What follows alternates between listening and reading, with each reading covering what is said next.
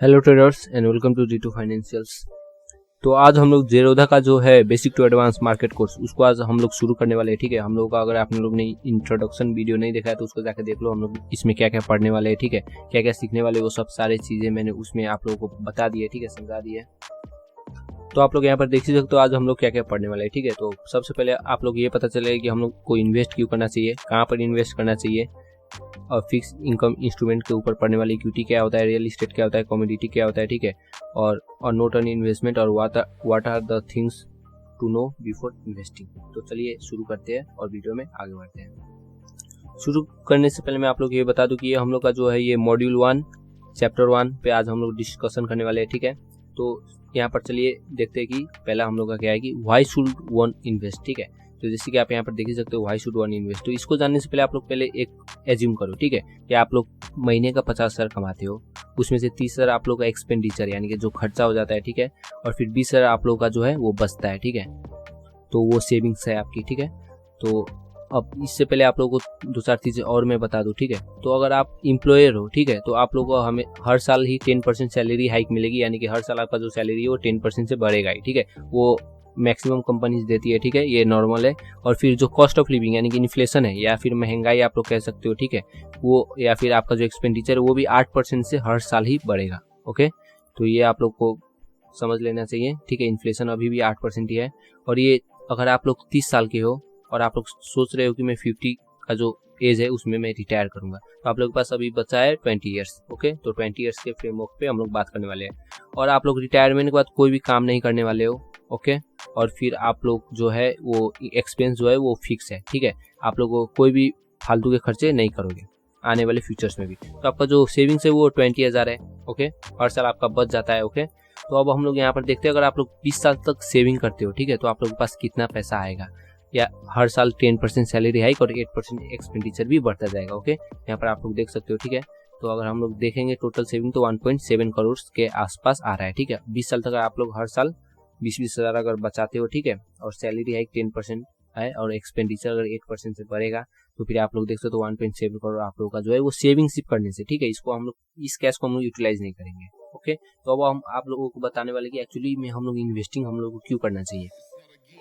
देखो बस, तो 20 साल के जो हार्ड वर्क है उसके बाद आप लोगों के पास 1.7 करोड़ आया है। ठीक है, हार्ड वर्क इसलिए क्योंकि आप लोगों ने सेविंग की है, ठीक है, उसको कुछ भी खर्चा वर्चा नहीं किया। तो देखिए आपका जो एक्सपेंसेस था वो फिक्स था। ठीक है, तो आपका जो लाइफ स्टाइल है उसमें भी आप लोगों ने उतना खास चेंजेस नहीं आया है। ठीक है, आप लोगों ने उतना खास आपने जो शौक है, ठीक है, वो आपने पूरा नहीं किया, जैसे कि better home, better car, vacations, ये आप लोगों ने नहीं लिया है क्योंकि आप लोगों का जो एक्सपेंडिचर था वो फिक्स था। ओके, तो रिटायरमेंट लेने के बाद आप लोगों के पास क्या है कि जो एक्सपेंस है वो तो 8% से बढ़ते ही जाएंगे। ओके, पर जो आपका जो सेविंग्स है वो 1.7 करोड़ से बढ़ने नहीं वाले हैं। तो अगर आप लोग देखोगे तो आप लोग 8 साल के लिए ही ये जो सेविंग्स है ये पूरे होंगे। ठीक है, 8 साल के खर्चे के लिए। 8 साल के बाद आप लोगों के पास फिर से कुछ भी पैसा नहीं बचने वाला है। ठीक है, और आप लोग जो 20 साल से जो हार्ड मनी कमाया था, ठीक है, वो 8 साल में ही आप लोग के खर्चे हो जाएंगे। 8 साल के बाद आप लोगों को कुछ नहीं बचेगा। तो अब यही पर देखो, अब हम लोग को इसी को अब हम लोग दूसरे नजरिए से देखते हैं। ठीक है, तो आप लोग ने चूज किया कि भाई मैं सेविंग से अच्छा जो सेविंग्स है उसको मैं इन्वेस्ट करूंगा, जो पैसा है उसको मैं इन्वेस्ट करूंगा, आप लोगों ने ये चूज किया। तो देखिए जो पहला साल का जो आपका पैसा है वो 2,40,000 आता है। ठीक है, अगर आप लोगों ने इसको 12% अमाउंट के 12% पर एनम के हिसाब से अगर 20 साल के लिए अगर आप लोगों ने इन्वेस्ट कर दिया तो यही 2,40,000 रुपये आप लोगों को 20 लाख कमा के देगा।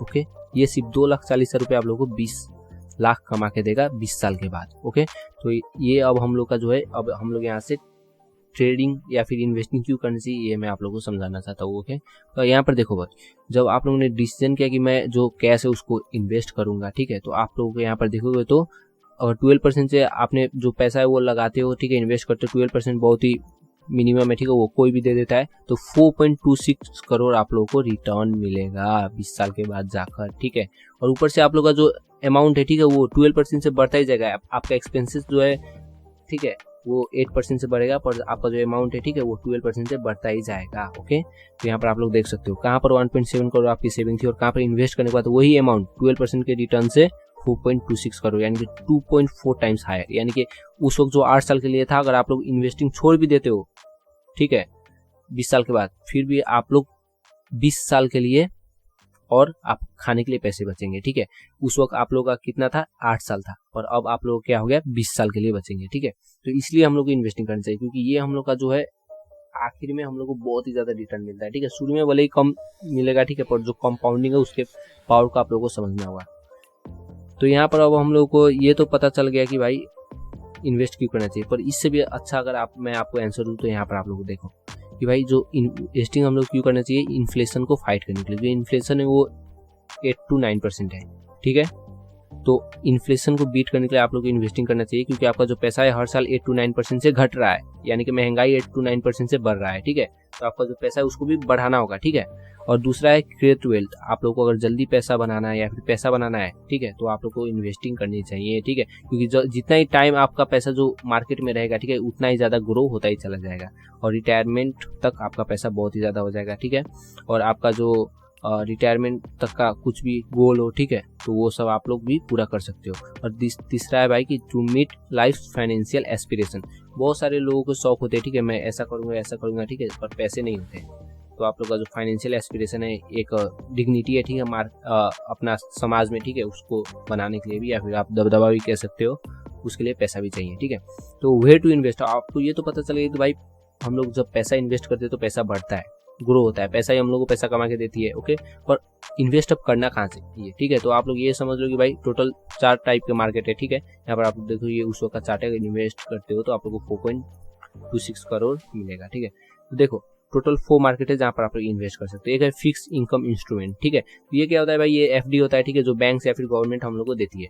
दूसरा होता है इक्विटी यानी कि स्टॉक मार्केट। रियल इस्टेट यानी कि हम लोग का जो प्रॉपर्टी से रिलेटेड, ठीक है, जमीन की इन्वेस्ट या फिर रेंटल प्रॉपर्टी हम लोग रेंट पे देते हैं दूसरे को, ठीक है, ये हो गया। और कमोडिटी यानी कि मेटल्स, ओके, मेटल्स ऑयल्स ये जो आते हैं, ठीक है, ये कमोडिटी में आ जाते हैं। मेटल्स यानी कि सोना चांदी, ठीक है, जितना भी आप लोग आयरन, उसमें भी हम लोग इन्वेस्ट कर सकते हैं, ओके। तो यहाँ पर देखो तो फिक्स इनकम इंस्ट्रूमेंट यही है, फिक्स डिपॉजिट जो बैंक देती है, ठीक है। इसमें आप लोग का जो पैसा है, ठीक है, 8 to 11% बढ़ता ही जाएगा, पर इसमें रिस्क बहुत ही ज्यादा कम होता है, क्योंकि आपका जो पैसा है, आपका दूसरों को कुछ भी हो, आपको 8 to 11%, ठीक है, 8 to 11% आप लोगों को मिलेगा ही, ठीक है, 8 से 11% आप लोगों को मिल जाएगा, ओके, हर साल में। तो ये फिक्स्ड होता है, ओके, इसलिए इसको कहा जाता है फिक्स्ड इनकम इंस्ट्रूमेंट, ओके। और दूसरा हम लोग का इक्विटी, ठीक है, स्टॉक मार्केट, जहां पर आप लोगों को अभी तक मार्केट ने 14 से 15% का हर साल ग्रोथ दिया है, CAGR, ठीक है, हर साल ग्रोथ दिया है, ओके। तो हम लोग यही मान के चलेंगे कि 14 से 15% इक्विटी में भी आगे भी हम लोग को मिलता ही रहेगा, क्योंकि इंडियन स्टॉक मार्केट और भी बहुत ही ज्यादा बढ़ेगा, ठीक है। अगर बेस्ट इन्वेस्टर अगर आप लोग धीरे धीरे जाओगे ना, ठीक है, तो अच्छा जो कंपनी है उन लोगों ने 20% का CAGR भी दिया है, यानी कि हर साल 20% से वो लोग ग्रो हुए हैं, ठीक है, आपका पैसा जो है वो ग्रो करता गया है, ठीक है, 20%। तो ये बेस्ट है, ओके। अगर आप लोग थोड़ा सा रिस्क लेकर पैसा को ज्यादा ही बढ़ाना चाहते हो तो ये आप लोगों के लिए बेस्ट है इक्विटी। और तीसरा हम लोग का रियल इस्टेट, ठीक है। अब यहाँ पर समझ लो बॉस, रियल इस्टेट के लिए आप लोग को बहुत ही ज्यादा पैसा चाहिए, और इसमें आपका कितना कमाई होगा ये कोई गारंटी नहीं है, ठीक है। आप लोग बहुत ज्यादा भी कमा सकते हो या फिर लॉस भी खा सकते हो, तो ये आप लोग को फर्क पड़ेगा, ठीक है। रियल इस्टेट इसलिए थोड़ा सा क्या हो जाता है कि अभी इसके लिए उतना सुविधा नहीं है कि आप लोग ऑनलाइन से इसको नहीं कर सकते, ठीक है, उतना खास। तो यही रियल इस्टेट में प्रॉब्लम हो जाता है कि ज्यादा पैसा चाहिए, ठीक है, और ऊपर से हम लोग रेंटल से कमाएंगे या तो कैपिटल एप्रिसिएशन से कमाएंगे। और फिर चौथा है हम लोग का कमोडिटी यानी कि मेटल, ठीक है। तो मेटल ने अभी तक 9% पर एनम के हिसाब से, ठीक है, हम लोग को क्या किया है, दिया है। तो अगर आप लोग 20 ईयर्स के लिए, ठीक है, अगर आप लोग मेटल्स में, ओके, इन्वेस्ट करते तो 8% पर एनम के हिसाब से 3.09 करोड़ आपका जो पैसा होता है वो बनता, ठीक है। ऊपर वाले एग्जांपल को हम लोग ले रहे हैं जहाँ पर हम लोग 20,000 हर महीने इन्वेस्ट करते थे, ओके। तो यहाँ पर अगर देखोगे तो अगर इक्विटी में इन्वेस्ट करते हो 15% से या फिर 14% से, ठीक है, तो यहाँ पर देखो 5.4 करोड़, 12% से 4.26 करोड़ हुआ था, ठीक है। अब यहाँ पर देखो 15% से 5.4 करोड़, सीधे 1 करोड़ बढ़ा है, ठीक है। यहाँ पर देखो अगर आप लोग फिक्स इनकम डिपॉजिट में, ठीक है, या फिक्स डिपॉजिट कराते हो तो फिर आप लोगों को 9% पर एनम के हिसाब से हम लोग ले रहे हैं, जो आपका पैसा जो है वो 3.3 करोड़ बनाएगा, ठीक है, फ्यूचर्स में 20 साल के बाद। तो यही यहाँ पर आप डिफरेंस देख सकते हो, 3 करोड़ और कहाँ पर 5 करोड़, ठीक है, 2 करोड़ का मुनाफा, ओके। और इतना ही नहीं, अब देखो बस आप लोग जब 60 साल के या फिर जब आपका जो 20 साल है वो खत्म हो जाएगा, ठीक है, फिर भी अगर आप लोग 5 करोड़ को अगर आप लोग 12% के हिसाब से ग्रो करते हो ना, तो आप लोग 4 से 5 लाख का महीना कमाओगे इन्वेस्टिंग करके ही, ओके। ये आप लोग को हमेशा ही 12% भी अगर आप लोग जनरेट करोगे ना, तो उसका हुआ आप लोगों का लगभग 50 lakhs पर एनम, ये आप लोग कमा के देगा। ओके, तो आप लोग खुद भी होशियार हो, एक बार कैलकुलेशन कर लेना, ठीक है। इसके 12% निकाल के देख लेना, जो कि हर साल ये कमा के आपको देगा। तो आप लोग को जिंदगी भर अब कमाने की जरूरत नहीं पड़ेगी, ठीक है, रिटायरमेंट के लिए। अब यहाँ पर नोट ऑन इन्वेस्टमेंट देख लो बॉस। देखो अब मैं आप लोगों को समझा देता हूँ, ठीक है। तो आप लोग इन्वेस्टमेंट कोई एक ही जगह पे नहीं करना है। ओके, बहुत सारे लोग होते हैं जो सिर्फ इक्विटी में इन्वेस्ट करते हैं, ऐसा नहीं करना है। यहाँ पर अगर हम लोग देखेंगे तो हर मार्केट में करना चाहिए, क्योंकि कभी कभार क्या होता है, इक्विटी गिरने पर मेटल मार्केट बहुत ही ज़्यादा बढ़ जाता है, ठीक है, और फिर मेटल मार्केट गिरने पर इक्विटी बढ़ जाता है। या फिर कभी मेटल और इक्विटी दोनों काम नहीं करते वक्त क्या करता है कि हम लोग का फिक्स डिपॉजिट जो है वो इमरजेंसी के वक्त काम आ जाता है, ठीक है। तो हम लोग को हर में सब में इन्वेस्ट करना चाहिए। सबसे ज़्यादा आप लोग क्या करो, इक्विटी में कर लो, 70% जो है वो इक्विटी में कर लो, 20% जो है वो मेटल में कर लो, और 10% जो है अपना जो फिक्स डिपॉजिट करा लो, ठीक है। इस तरह ये हम लोग का एक रूल इसमें दे दिया है, ठीक है। आपका मन है जैसे भी करो, पर ज्यादातर क्या करना है, इक्विटी में करना, क्योंकि आपको पैसे कमाना है, ठीक है। और फिर 20% जो है प्रीशियस मेटल में करना, क्योंकि जब इक्विटी नहीं रहेगा ना तो आपको हमेशा ही याद रखना, ठीक है, जब इक्विटी घटता है, स्टॉक मार्केट जब गिरता है, उस वक्त मेटल का प्राइसेस बढ़ता है, ठीक है। और अगर आप लोग 10% फिक्स डिपॉजिट में भी करा सकते हो, जो कि हम लोग इमरजेंसी के लिए, क्योंकि मार्केट लॉस में हो या प्रॉफिट में हो, फिक्स डिपॉजिट में आपका जो अमाउंट है वो फिक्स रहता है। अब यहाँ पर देखो भाई, आप लोगों को क्या क्या चीजें पता होना चाहिए, ठीक है। Risk and return go hand in hand, ठीक है, सबसे पहला पॉइंट, यानी कि जितना ज्यादा आप रिस्क लोगे उतना ही ज्यादा आपको पैसा मिलेगा। ओके, और दूसरा है कि भाई investment in fix income is good option, क्योंकि भाई जब आपका जो उसमें रिस्क होता ही नहीं है, आपको हमेशा ही मिल जाएगा पैसा। ओके, गवर्नमेंट अगर एफडी कराते हो तो फिर गवर्नमेंट के ऊपर आपको भरोसा तो करना ही होगा, क्योंकि वो देश चला रहे हैं। तो कुछ भी हो, गवर्नमेंटल हमेशा ही सेफ होते हैं, ठीक है, इसलिए आप लोगों को जो पैसा है वो मिल जाएगा। और investment in equity is a great option, ठीक है, क्योंकि 14 से 15% भाई दे रहा है, ठीक है। तो इसलिए इसमें थोड़ा रिस्क तो होता है, पर अगर आप लोगों को इन्वेस्टमेंट आता है, ठीक है, अच्छा कंपनी चूज करना आता है, तो आप लोगों को लॉस होगा ही नहीं, क्योंकि एक्चुअली इंडिया जो है वो बहुत ही फास्टेस्ट ग्रोइंग इकोनॉमी है। ओके, रियल इस्टेट में देखो बॉस, रियल इस्टेट में क्या है कि भाई जो कैश है, ठीक है, बहुत ही ज्यादा चाहिए, मेन प्रॉब्लम यही है। और लिक्विडिटी दूसरा प्रॉब्लम है। देखो बस, लिक्विडिटी यानी कि खरीदने वाला भी तो कोई होना चाहिए, तभी आप बेच सकते हो। क्या होता है कि भाई आपके पास एक जमीन है, तो उसको भाई कोई खरीदना भी तो चाहिए, तभी तो आप उसको बेचोगे और उससे बाहर निकलोगे। या फिर पता चला कि भाई जो जमीन आपने खरीदा था वो दलदल बन गया है, या फिर वहां पर जो है उपजाऊ नहीं है जमीन, ठीक है, तो आप उसको खरीदने के लिए लोग ज्यादा नहीं रहेंगे, ठीक है। तो इसलिए ये इसमें जो है वो रिस्क भी ज्यादा है, पर प्रॉफिट भी ज्यादा होता है, और अमाउंट भी बहुत ही ज्यादा लगता है। इसमें फिक्स नहीं है आप लोग कितना कमाओगे कितना गवाओगे।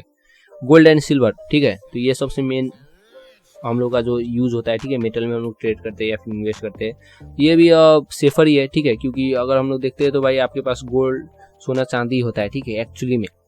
और इससे क्या होता है कि आप लोगों को अगर सोना चांदी का कोई काम भी नहीं हुआ, भाव गिर भी गया, फिर भी आप उसको पहन तो सकते हो, वो आपके आंखों के सामने तो रहेगा, ठीक है। तो ये भी एक सेफर ऑप्शन नहीं माना जाता है। ओके, अब यहाँ पर देखो इस चैप्टर में हम लोग क्या सीखा कि भाई इन्वेस्ट करो, क्योंकि फ्यूचर सिक्योर करना है, ठीक है, इन्फ्लेशन को बीट करना है, तो आप लोगों को इन्वेस्ट तो करना होगा। ओके, और फिर यहाँ पर अगर आप देखते हो, ठीक है, तो जो इन्वेस्टमेंट आखिर में जो जनरेट होता है, ठीक है, और छोटा छोटा जो रेट चेंज होता है, यानी कि 14 और 15%, अगर 14% हर साल दे रहा है और 15% हर साल दे रहा है, जैसे कि हमने देखा था 12% में और 15% में 1 करोड़ का डिफरेंस हो गया था। ओके, तो छोटा सा भी जो रेट है, ठीक है, वेरिएशन इन रेट, ठीक है, यानी कि चेंज इन रेट बहुत ही ज्यादा इम्पैक्ट करता है, ठीक है, ऑन द लॉन्ग रन, ठीक है। तो हम लोग ज्यादा टाइम के बाद की बात करें, जैसे 20 साल 30 साल 40 साल। ओके, तो आप लोग को ये समझना होगा, ओके, कि कंपाउंडिंग जो है वो टाइम के हिसाब से और पैसा के हिसाब से आपका ग्रो होता जाता है। आप जितना टाइम उसको दोगे उतना ही ज्यादा आपका पैसा बना के वो देगा। और दूसरा है कि भाई एक इंस्ट्रूमेंट आपको चूज करना होगा अपने रिस्क एंड रिटर्न के हिसाब से, आप कितना रिस्क लेना चाहते हो, ठीक है। और उसके बाद क्या है कि भाई आपका इन्वेस्टमेंट का पार्ट इक्विटी तो होना ही चाहिए।